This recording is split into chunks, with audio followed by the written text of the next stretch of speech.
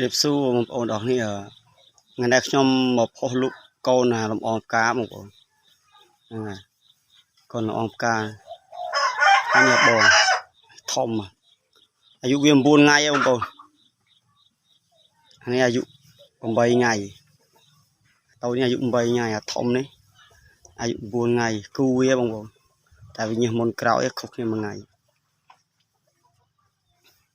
ហើយលុកធូទេបងប្អូនត្រូវការអាចតាក់ទងហើយបញ្ជាក់កូនលំអងផ្កាបងប្អូនកូនលំអងផ្កាបាល់ត្រង់របស់ខ្ញុំហើយភាគច្រើនគឺបងប្អូនយកទៅមិនខុបំណងទេកូនពួកនេះនឹងពេញចិត្តហើយព្រោះបងវាល្បីហើយបងប្អូនអ្នកដែលយកទៅគឺល្អគួរសម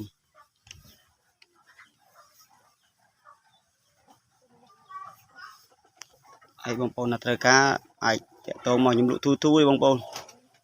នេះមើលនេះប្រហែលឈ្មោលធំហើយតែ4ថ្ងៃប៉ុណ្ណាណី